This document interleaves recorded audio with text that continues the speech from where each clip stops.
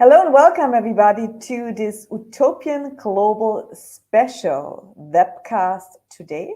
My name is Claudia Eifert and I have the great pleasure to have here with me today the founder and CEO of Utopian Global, Mr. Bill Rowell, and the chief engineer for CASHETS, which we're going to have an amazing discussion. I'm so much looking forward to this, because the vast knowledge these two gentlemen have is just really impressive. And it couldn't be more special and more precious than right now. Why? Because, well, certainly we are in a very, very difficult time. In a very difficult time, global economy, of course, a war in Ukraine, Russia, all the geopolitics, everything which really involves assets, hard assets, from food chain supply to minerals to oil to whatnot, really everything. It's a ripple effect. What right now is really happening, and it affects everybody. It affects all of us. Even we think sometimes, well, we are really far away.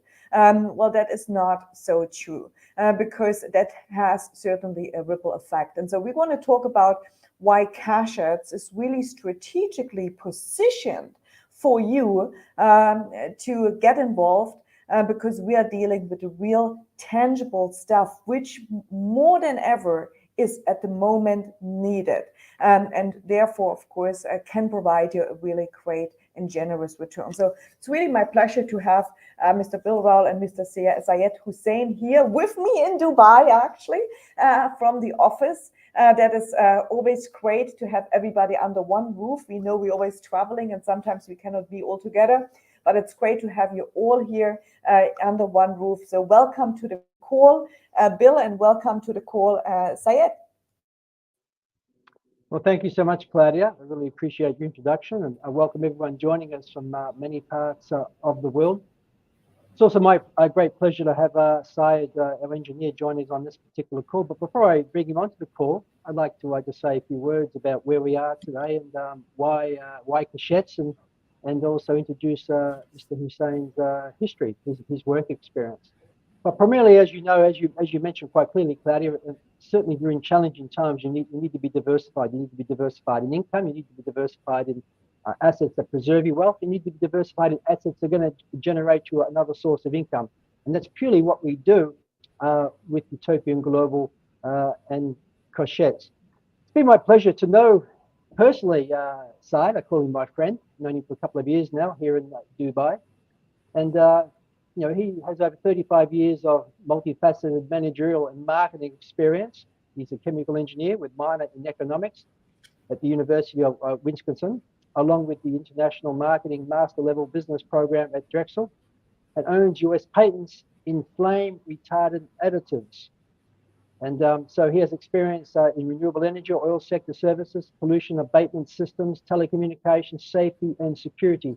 In fact, I must say, I've had the pleasure of having a broad range of discussions with Syed on any particular thing on engineering, whether it's structural, whether it's chemical. He just has so much knowledge, it's incredible.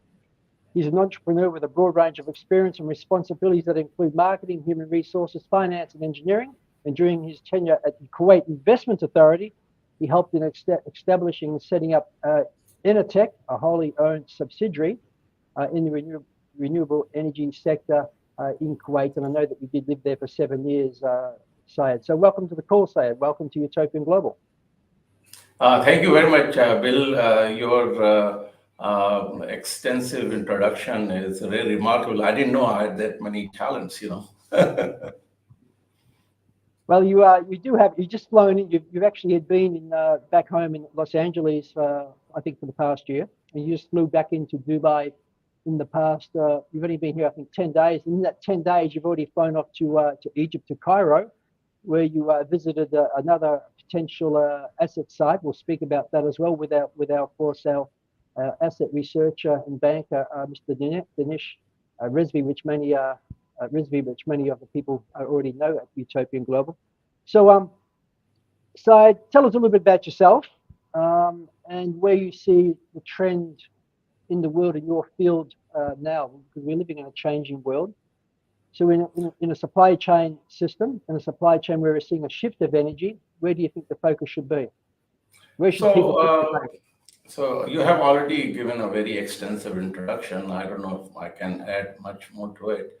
I have been involved in renewable energy for about close to 15 years, starting with KIA's subsidiary Enotech, and then into a variety of renewable energy sector, which is photovoltaic and also wind energy and so the trend is becoming more and more intense towards that goal, and this is very important. Especially, we are extremely concerned about the environment, and the SEC, which is Social Environment and Governance, SEG, is extremely important for everyone to take care of. In that regard, we are looking at different sources of supply which can be renewable. And in that context, we are working on the bio energy.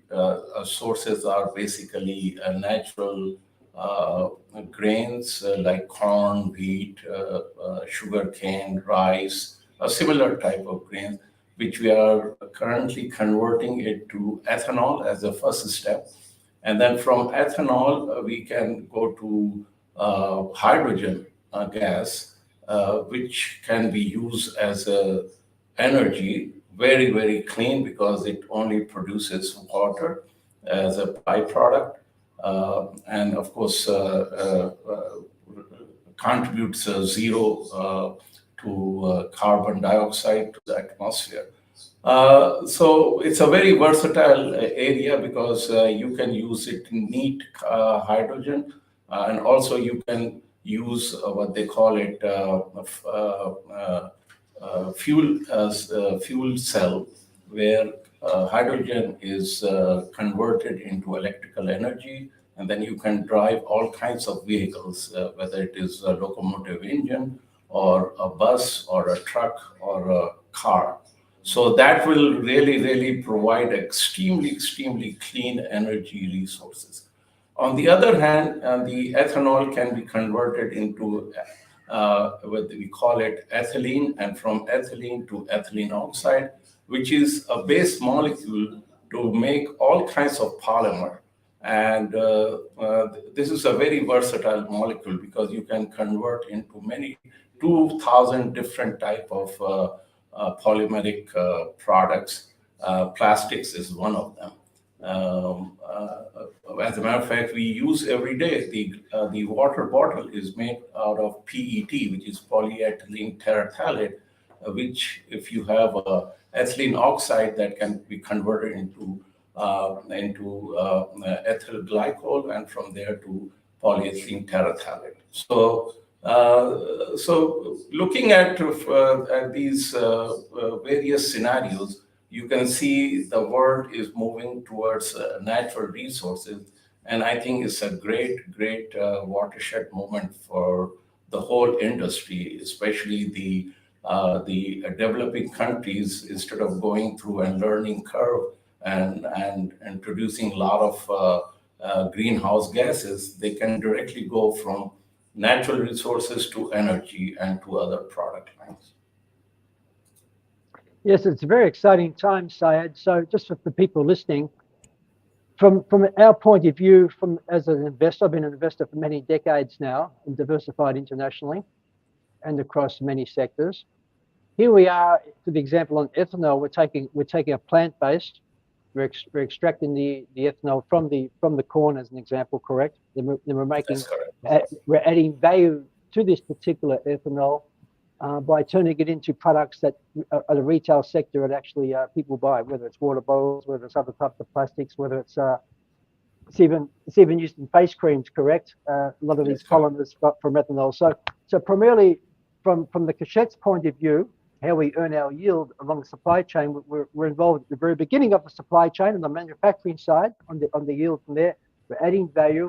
to the retail sector. And of course, these transactions happen multiple times throughout the year.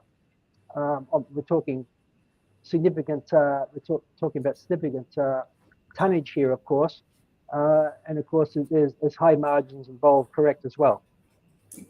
That's correct. Actually, I forgot to mention that in addition to ethanol, we also get animal feed out of corn and corn oil as a byproduct. Carbon dioxide, which is generated, can be converted into dry ice. So you have multiple byproducts which have good value, actually great value for the industry and for consumption in variety of fields.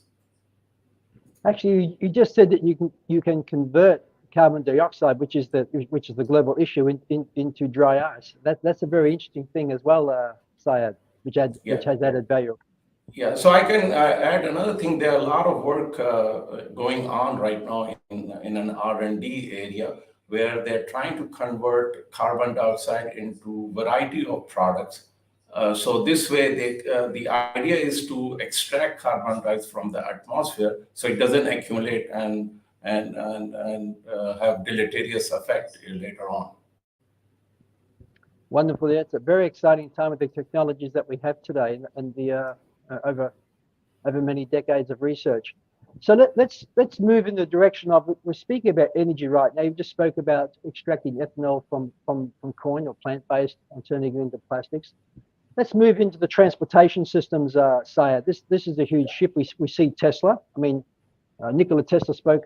He first developed the electric engine over 100 years ago, primarily, and here we are today in 2022.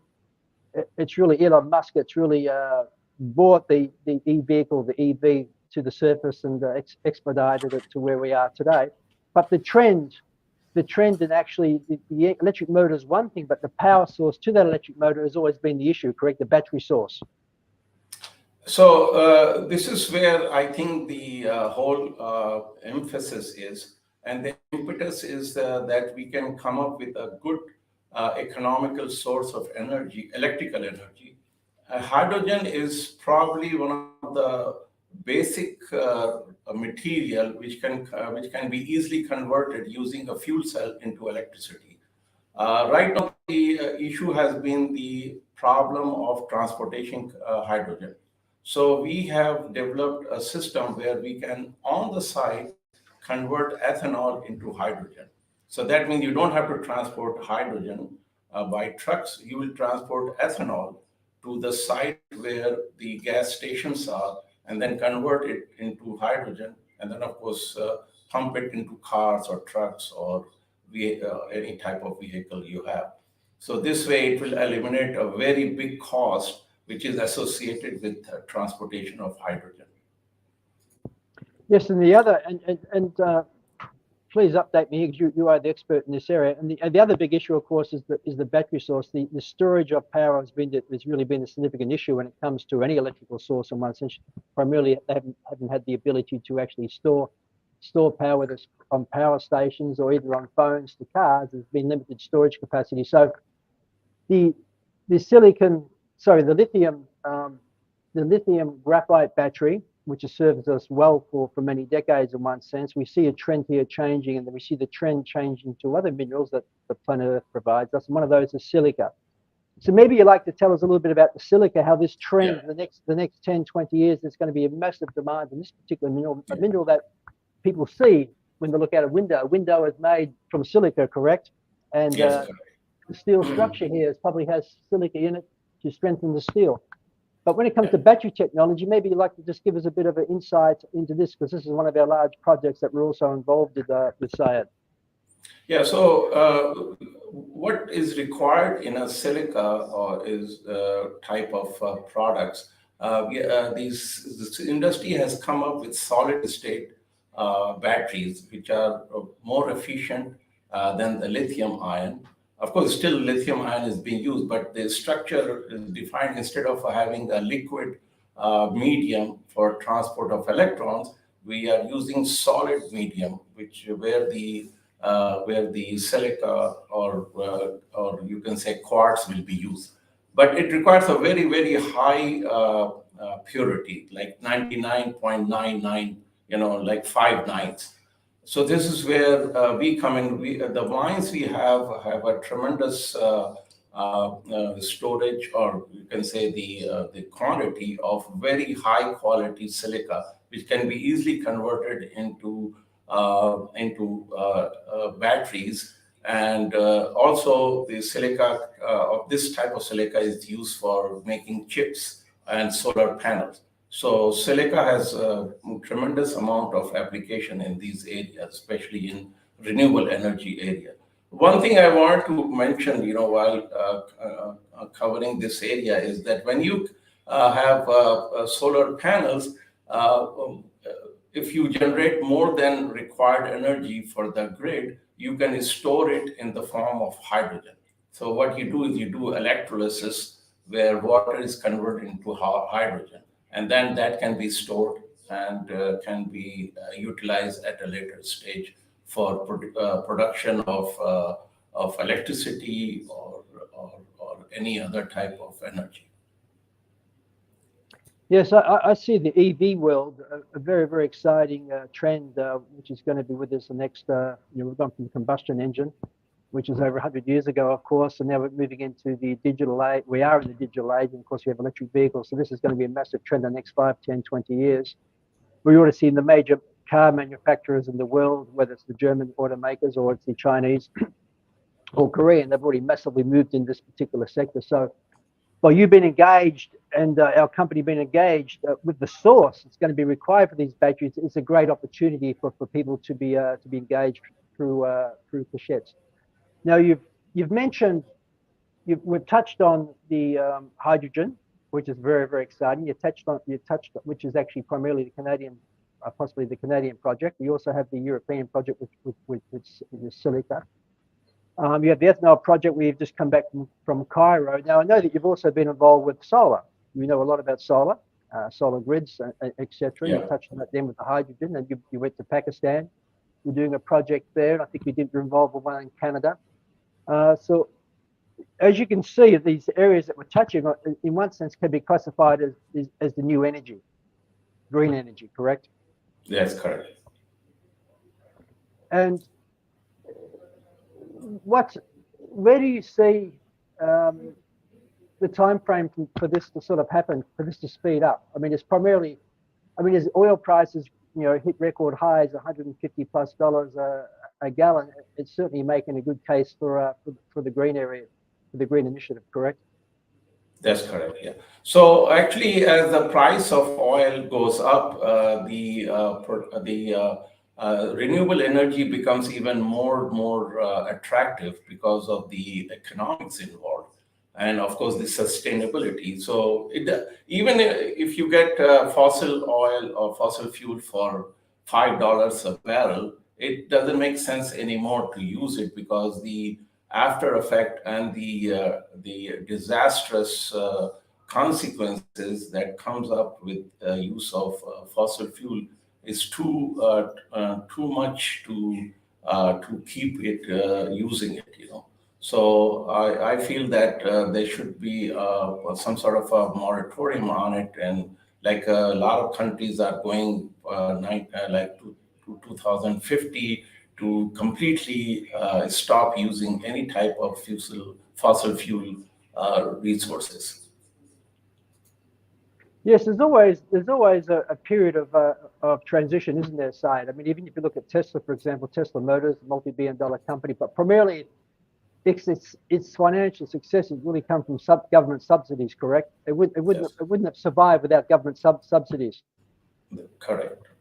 So yeah, government plays a tremendous role in going through this transition. And I think they are very proactive. If you look at it, the kind of subsidies they have provided to popularize electric vehicle is tremendous. You get extremely deep discount. It started with 32% in California or in USA.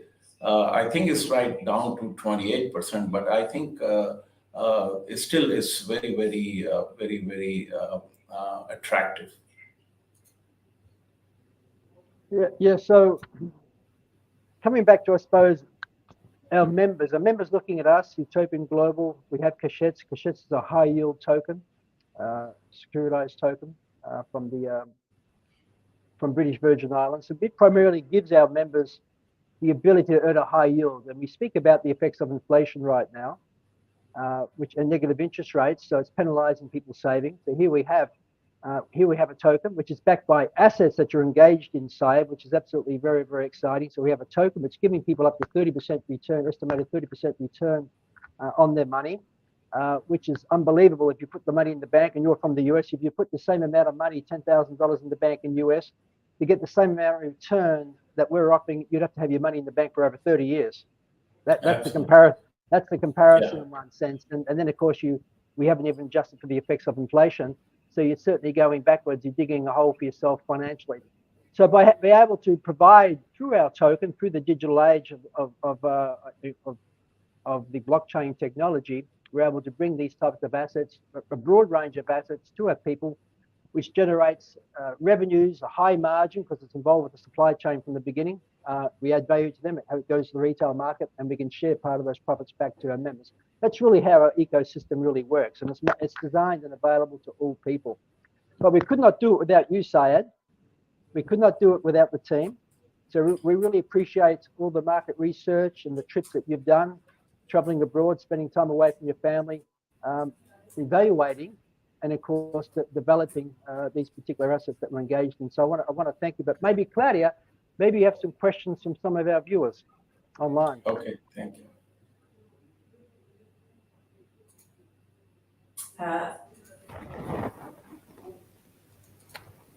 Sorry, Bill, you caught me on the spot there. I needed to ping my camera back here.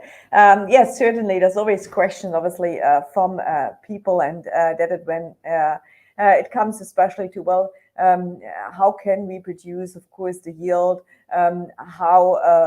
What do we do, of course, with this global changes in economy in terms of war?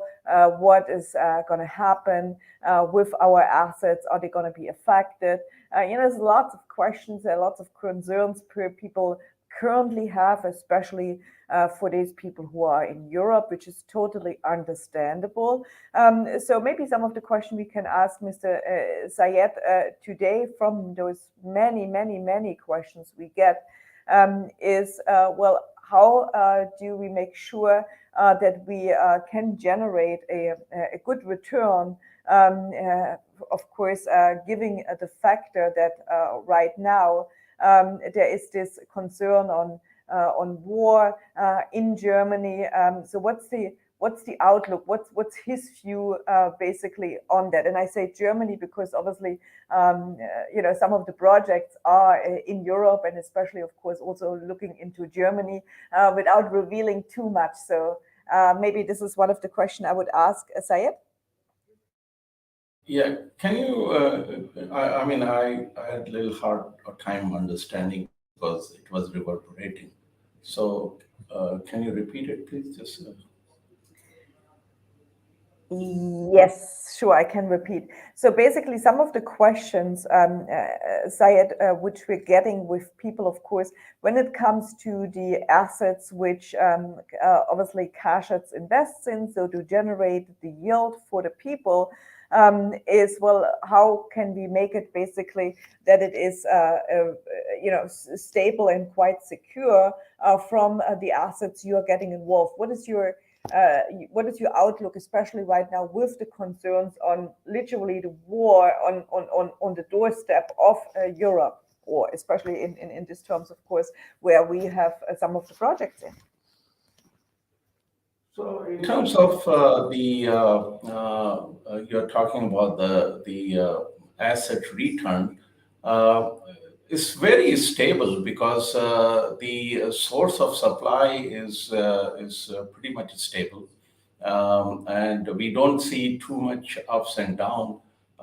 Yes, there are few issues because of the current political situation, but on a long-term basis, we are actually very bullish that the supply chain will become extremely strong. as we proceed and provide impetus to the suppliers, some sort of incentive where they are encouraged to grow in a very natural way. And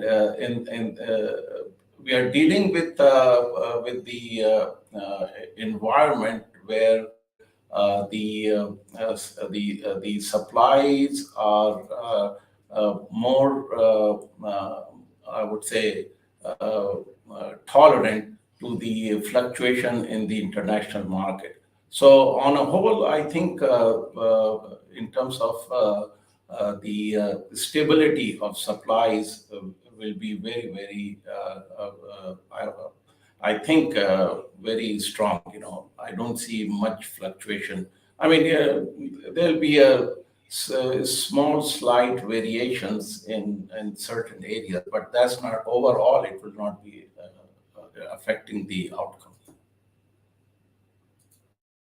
Thank you. I mean, we are certainly living in this absolutely crazy time. We would have never thought that it's going to go so far, right? I mean, I'm very much bullish, of course, on gold, on silver, on real tangible assets as such, right? I mean, we have created though a token on the other hand side, which is a token which is on the blockchain, which of course needs, and this goes also into some of the questions, which needs, of course, internet, which needs basically, so the question I'm leading to is, we're getting people asking us, well, what's happening when the internet is basically chopped off? What's happening there? What's happening to our assets there? So those are some of the questions. Maybe Bill and Syed, you can actually answer that together. And again, I understand always people because they do think those things at the moment. And this is why I'm always can say, well, I'm happy that we deal with real tangible assets. Yes, we're using blockchain. We're using, of course, the digitalization, but the assets actually are real. But maybe you, the two gentlemen, want to respond to this question because this is one of those concerns again. And I'm talking a lot of people in Europe, they are concerned right now of that. So I can technically answer you on the internet. The internet is not possible to be shut down for simple reason. There's lot of ways one can access to it. Now they have a lot of space technologies available where if the fiber is cut off, then you can have satellite links, and there are millions of satellite links available. So it is almost impossible to shut them down. So I don't think it will ever, even if there's a huge war going on, the cessation of internet will be impossible. Yes, I agree.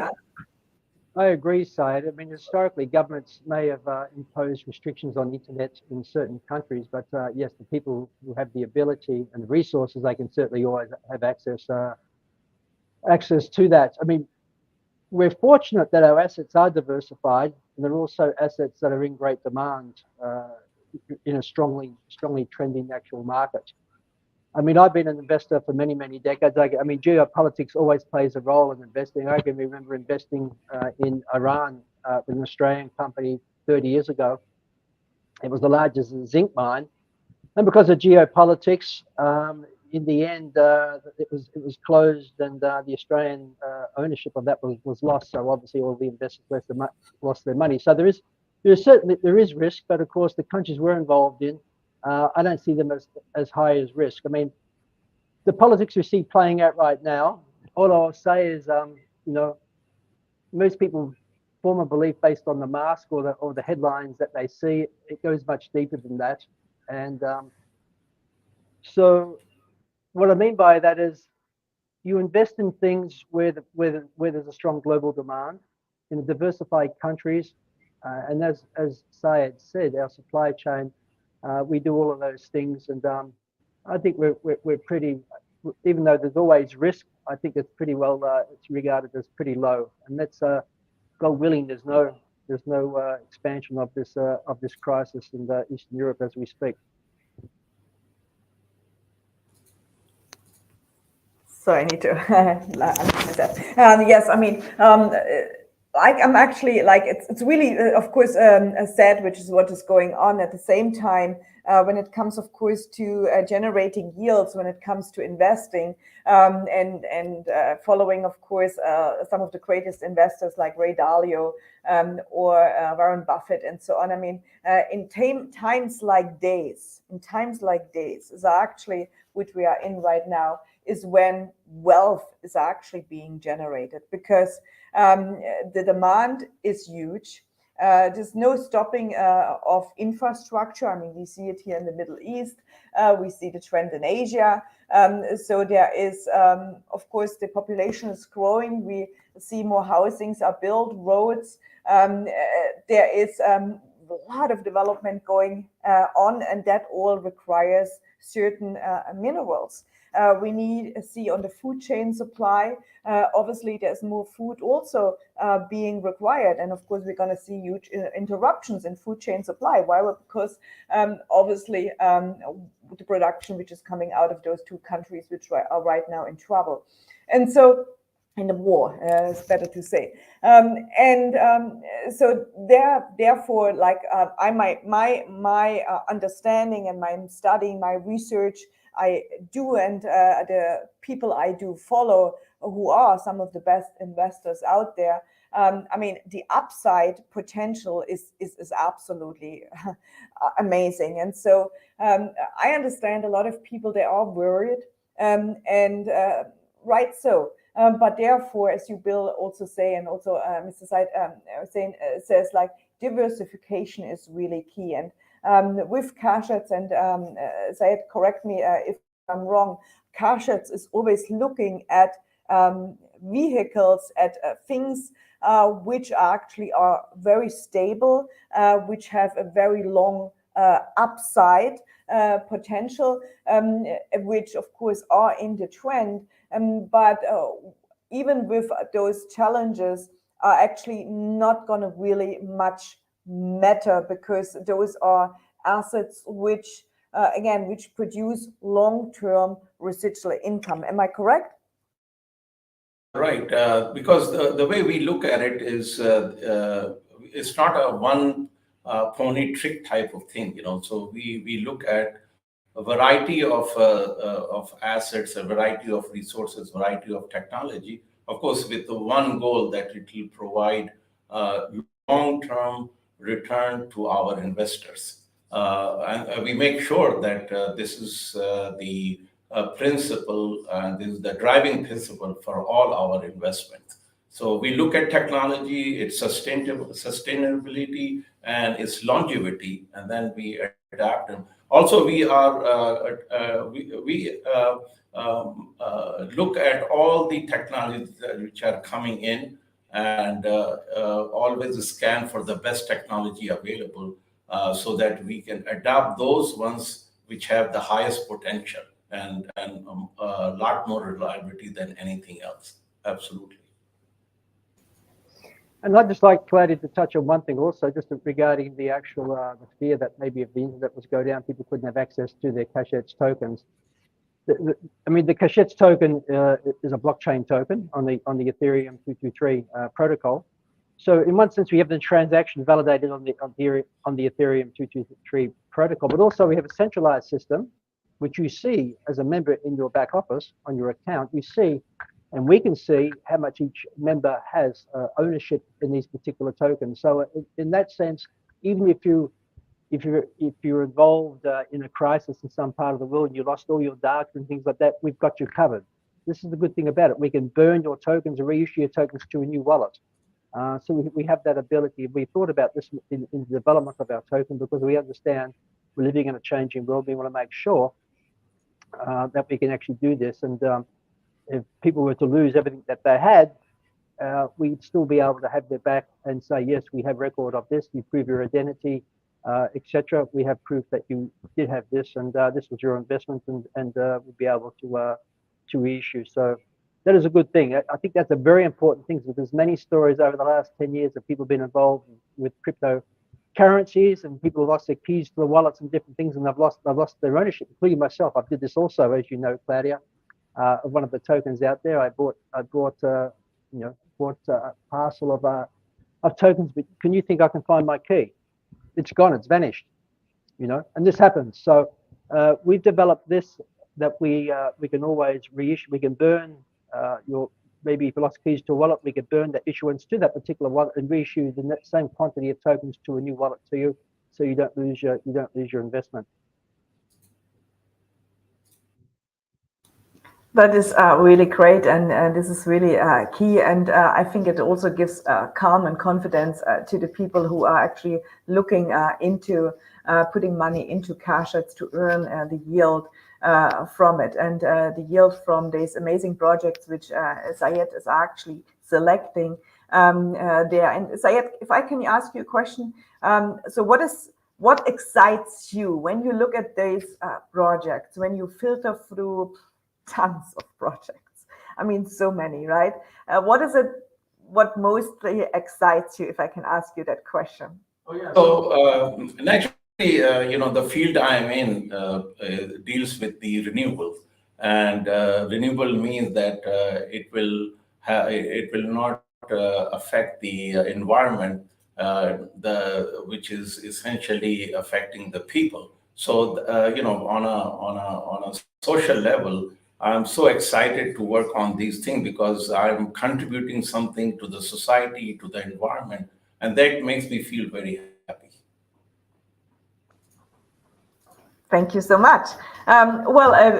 So with that, I don't want to make it too long, of course, for the viewers. It's a great interview. It's always great to have, of course, people from CASHETS here on the team interviewing, because this, again, is very important for the people who actually, through Utopian Global, invest into the CASHETS token. So, Syed, I really thank you so much for coming here to the interview. If there's no any more questions, Bill, I don't know if you have another question coming here. I would like to end this presentation, because we're going to have a lot of upcoming series and different subjects and different projects we're actually going to present to you. So really bear with us. There's a lot coming out very, very soon. So I don't want to drag it too long on, and really want to encourage you to stay in tune, follow us, like us on Twitter, on LinkedIn, on Facebook, on Instagram, on where we are, Medium, on TikTok, on all the social channels of Utopian Global, so that you will really stay tuned. Telegram, of course, not to forget, so that you stay tuned for all the exciting projects. And of course, Mr. Syed and also Bill Rowell, our founder and CEO, you're going to visit different places of different projects which we are getting involved, and you're going to present them, of course, to the audience. I'm really happy to see that laying out in the next months to come. So it's going to be an exciting year, despite, of course, all this absolutely craziness which is going on, which, of course, makes us very, very sad, because nobody wants, of course, what's happening right now. So we all have to still have a positive outlook. And again, really key, probably more key than ever. I mean, we started with this 2008 with the company, of course, Utopian Global. Bill is the founder. And we always have encouraged people, you need to have money into gold, silver as a hedge against inflation. You've got to be diversified. You can't just have one income stream. You have to have multiple income stream. You need to be involved in real tangible assets, really, really key. So we have been saying this for so long time. We have been talking about currency wars. And this is literally what we have what's going on right now. We have been talking about this so long time, that it would come to with actually having a war on our doorstep. Well, I did actually not expect that really to happen somehow, but yes, it has happened. It is happening, unfortunately. But with that, it is really so key that you do something right now, that you get involved into great, solid projects, just like a CASHETS is. So with that, I want to say again, thank you to Mr. Syed Hussain. Thank you for coming here. And thank you so much for Bill, of course, also being always available to do these interviews with us. So any closing words, Mr. Hussain or Bill? So I want to thank you all, you and Bill, for giving me the opportunity to express my views, and all to the viewers. I think exciting times are ahead, and just look for future programs, and I have a lot of confidence in these ladies and gentlemen who are working so hard to make it happen. So good luck to all of you. Thank you so much, Syed. And I'd just like to thank you very, very much for your expertise, for the hard work that you put in. And really, just like your words before, you're a man of purpose. You're a man of purpose to serve humanity, to contribute back. And with the projects that you do, that's exactly what you're doing. So from my heart and soul, I want to thank you. And I want to thank you, Claudia, for all that you do in our team here in our Dubai office and all our members around the world. Stay blessed and stay safe. Thank you. Thank you.